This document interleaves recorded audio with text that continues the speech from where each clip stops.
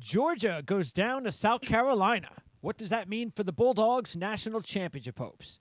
Penn State and Michigan battle in another whiteout Saturday night affair in Happy Valley. We'll preview the game and all the other action for Week 8 as Mitch and I give our analysis on key games, including updated championship odds, the best from the group of 5, injury updates, picks, and more. On OFN College Football Weekly with Mitch Light of Athlon Sports for this Friday, the 18th of October, 2019, on the Our Lads Football Radio Network, brought to you by ourlads.com, the king of online football depth charts and college football scouting, and Athlon Sports, the leading publisher of preseason annuals for more than 50 years, sold in 60,000 outlets nationwide. Mitch, we got ourselves our first big upset of the season. Yep, Greg, we talk about these teams that we think are elite, and we just assume things. And, no one looking at the Georgia schedule thought the home game against South Carolina would be a potential stumbling spot, especially after South Carolina opened up the season with the loss to North Carolina. But it's what happens when you turn the ball over 3 times and, you don't make some big plays. And credit South Carolina.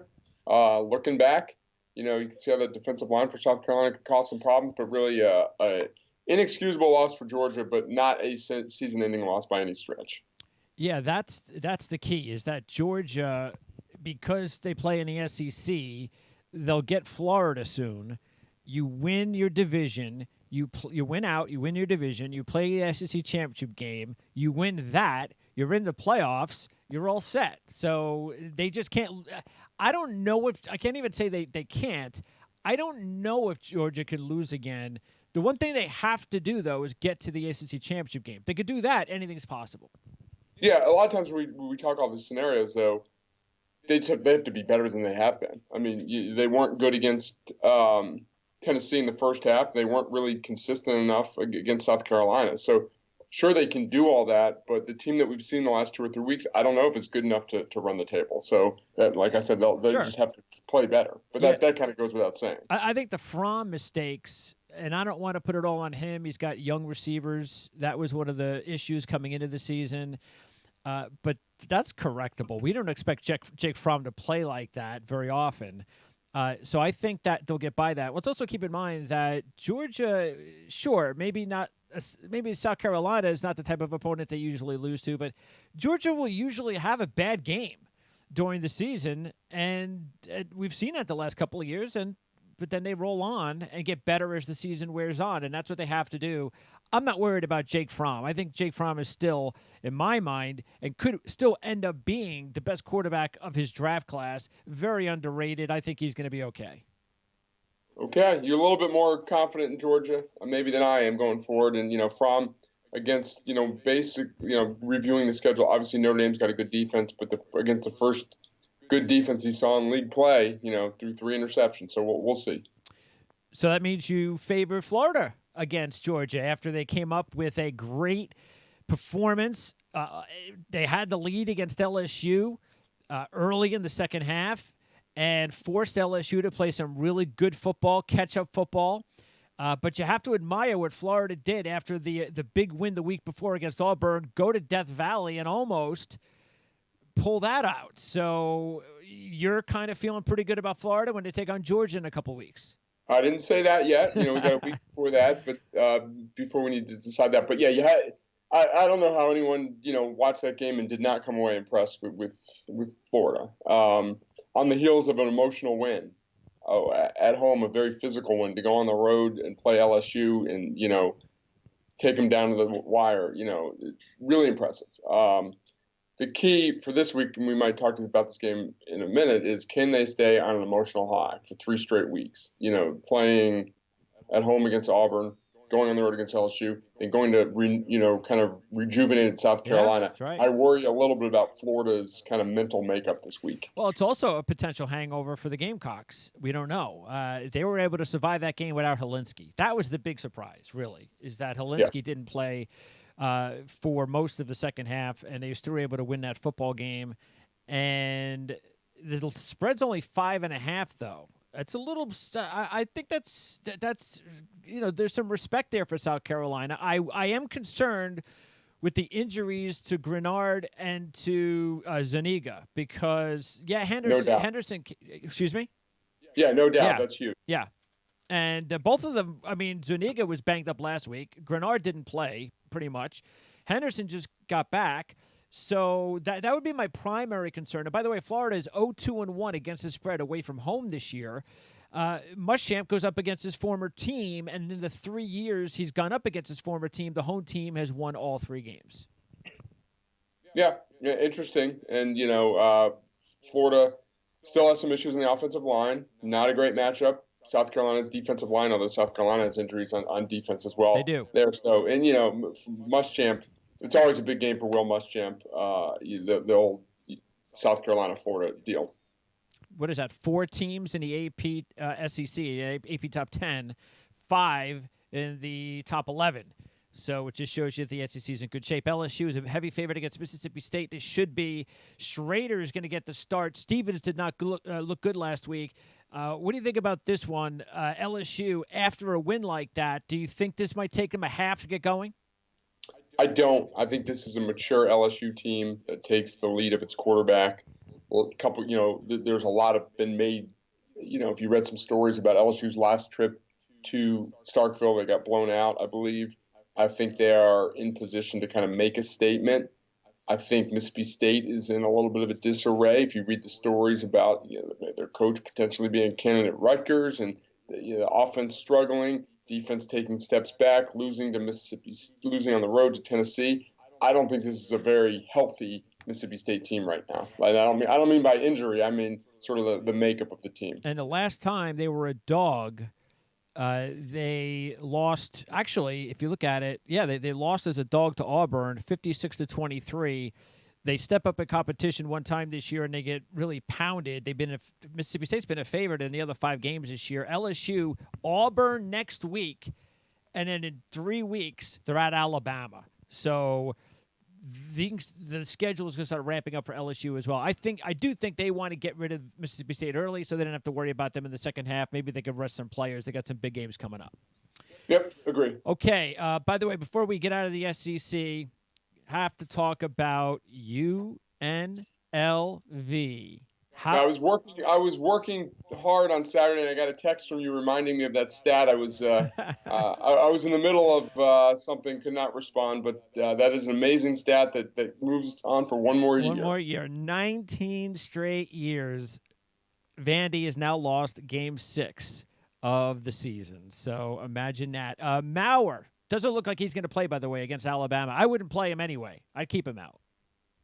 Yeah, 2 schools of thought. One is if he's been banged up. The other one is you want to get him as much experience as possible. Was it last week he threw those 2 interceptions against Mississippi State at the goal line or in the red zone, and you can say Alabama's going to smother him and all that, but this is not an elite Alabama defense. I'd like to get my freshman quarterback, who I think is the future of the program, as many snaps as possible in a difficult environment. So if he's healthy, I would play him. Sawyer Smith didn't play last week. He's going to, I believe, start this week.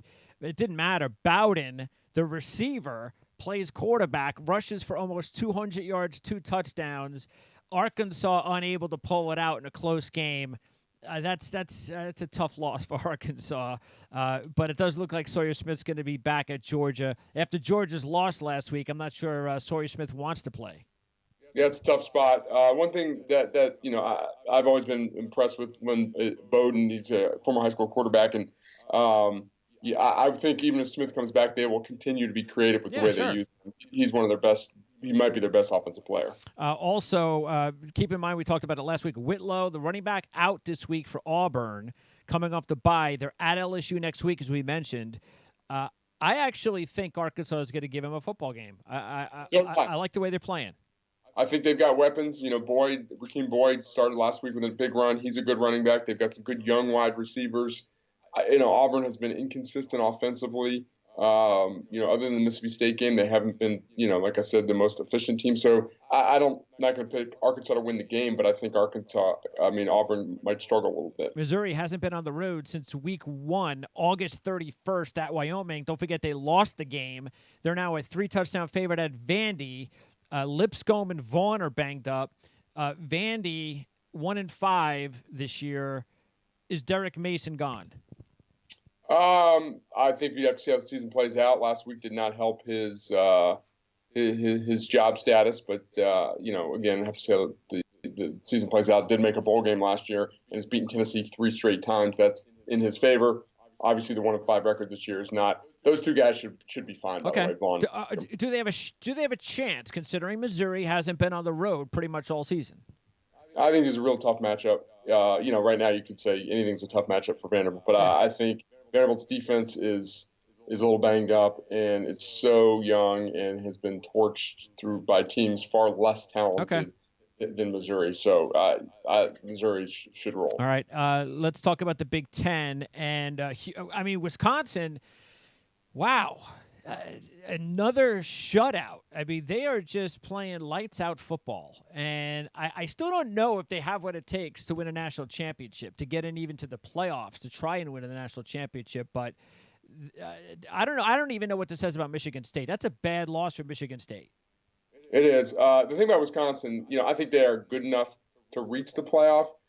The thing about winning a national championship, if you're Wisconsin or any team, we talk about this. It's winning 3 games in a row. Is Wisconsin good enough to beat Ohio State in the Big Ten championship game, and then any combination of Clemson, Alabama, Oklahoma, or whatever? Just I don't know if they're dynamic enough offensively to win 3 straight games like that. All right. As far as Wisconsin, they're at Illinois this week. Meanwhile, Penn State, big win on the road at Iowa. We talked about James Franklin, issues on the road.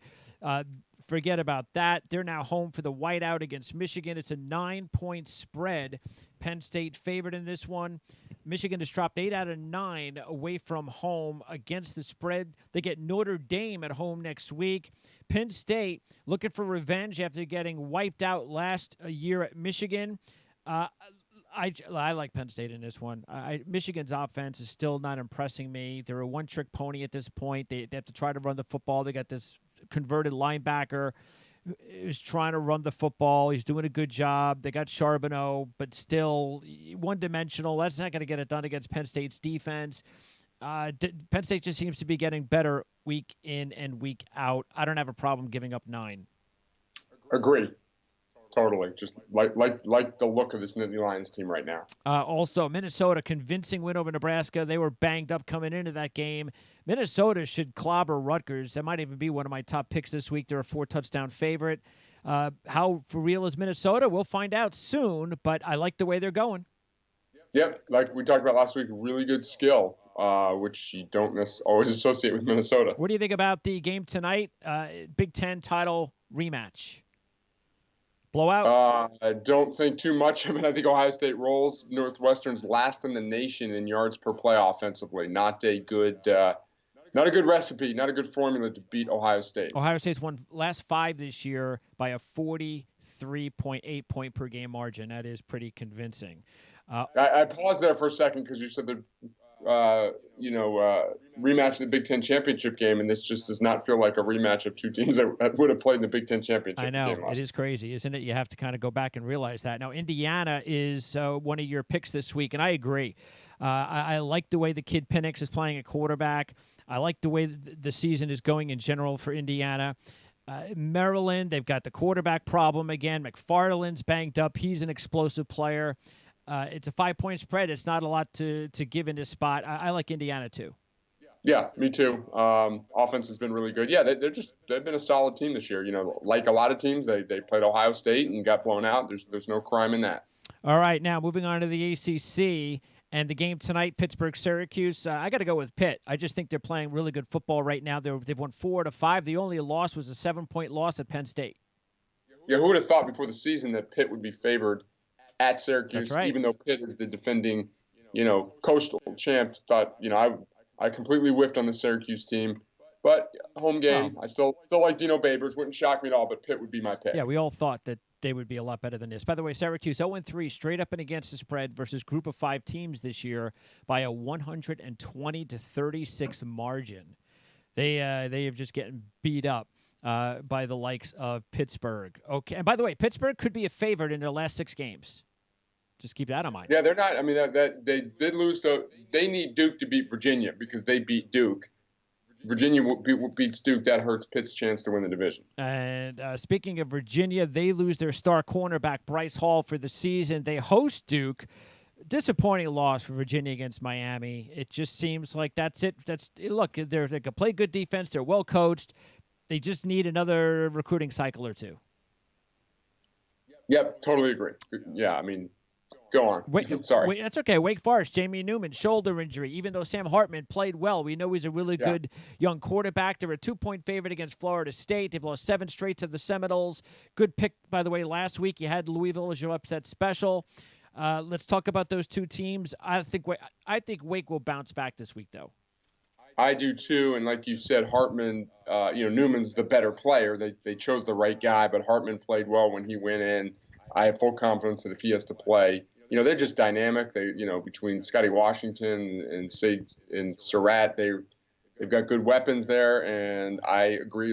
I like Wake at home. All right, now Louisville, they have been coming on. They're a well-coached football team.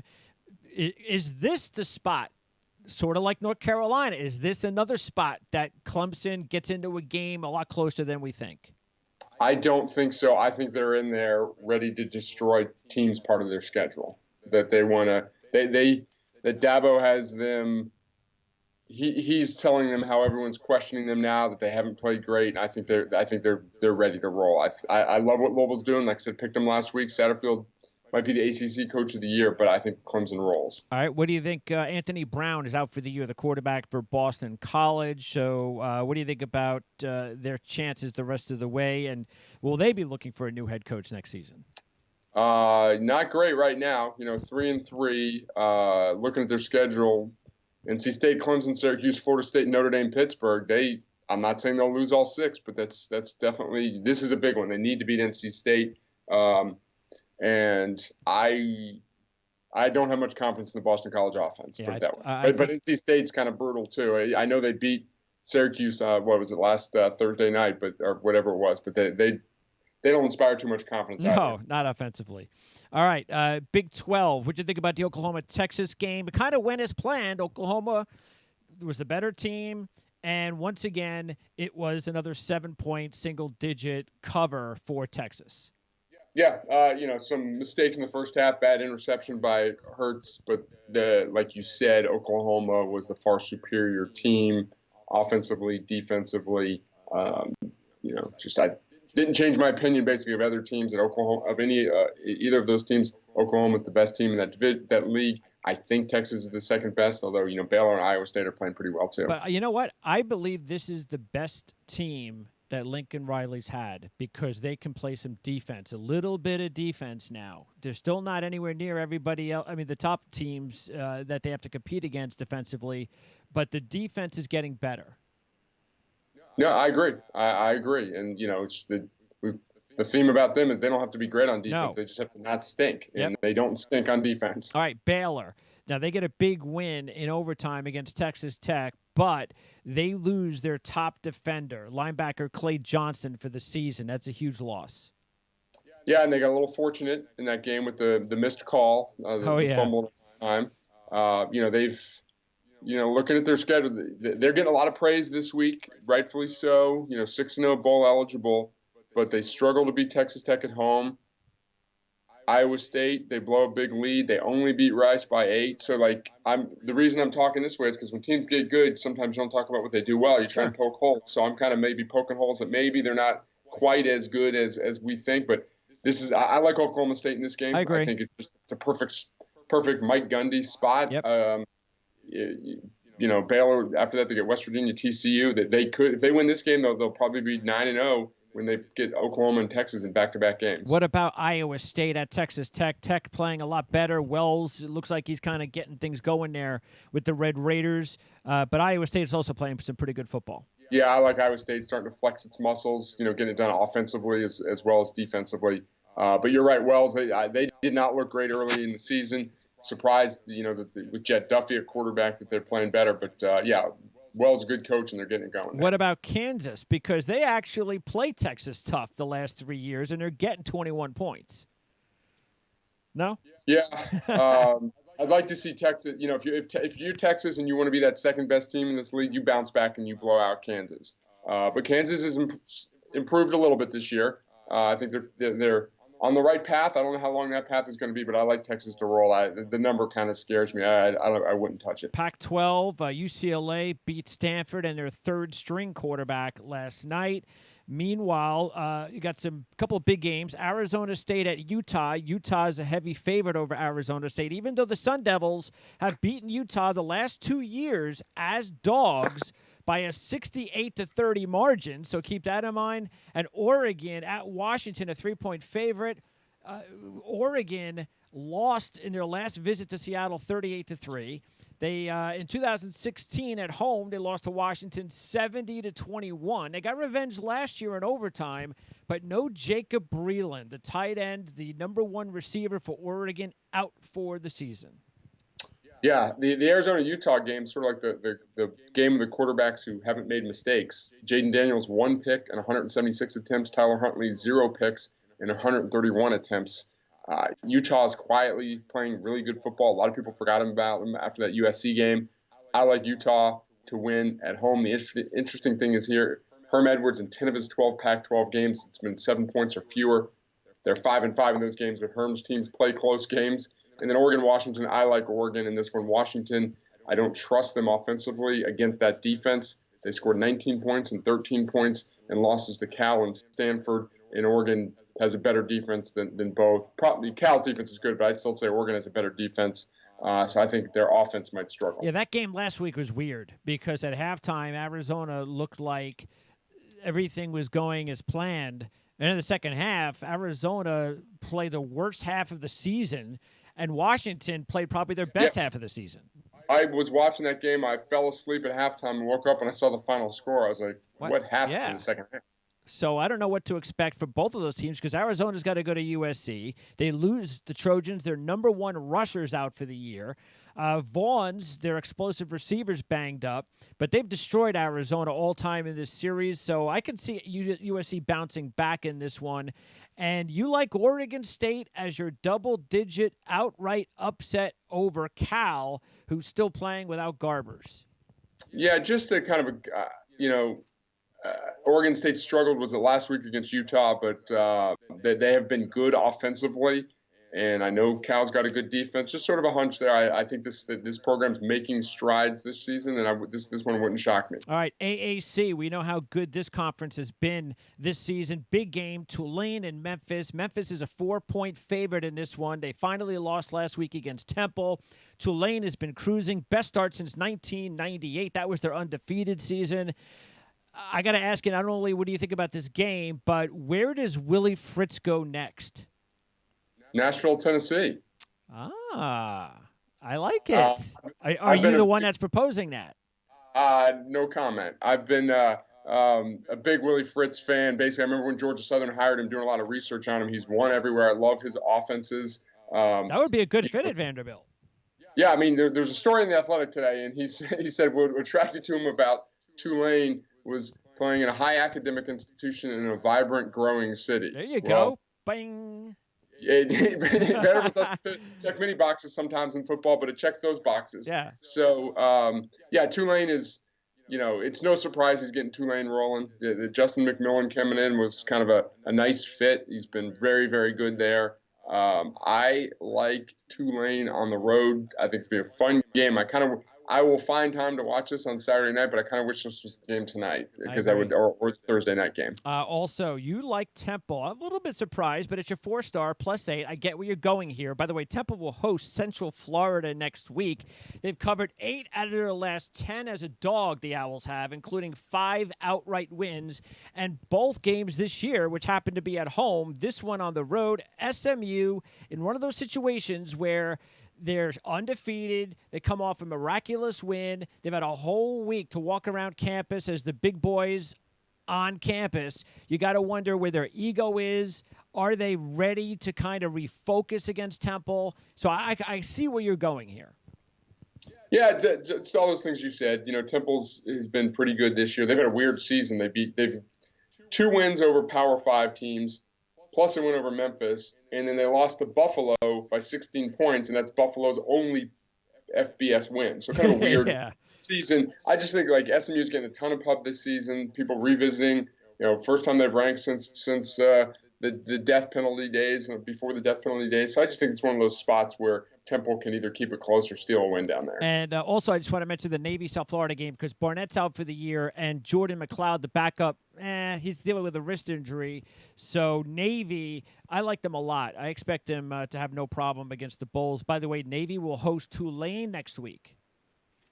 Yeah, the AAC West is good. I mean, there's really, Tulsa's not great, but they almost beat SMU. Whoever wins that division is going to have to earn it this year. It's not like it's sometimes in that league where there's two really good teams at the top and then no one else is any good and you got a lot of off weeks. So you got to be playing pretty well consistently to win that division. Mountain West, UNLV tonight at Fresno. Fresno got blown out last week to Air Force. UNLV had the upset against Vanderbilt. By the way, third straight year, Tony Sanchez and the Rebs have won as a 15-point dog or more. So maybe that was just another one of those weeks because if he wants to keep his job, he's going to have to win a couple of more key games. Boise, BYU might be the big one. BYU out of conference. But even though Bachmeier may not play, they've got Chase Cord. BYU's quarterback situation is an absolute mess.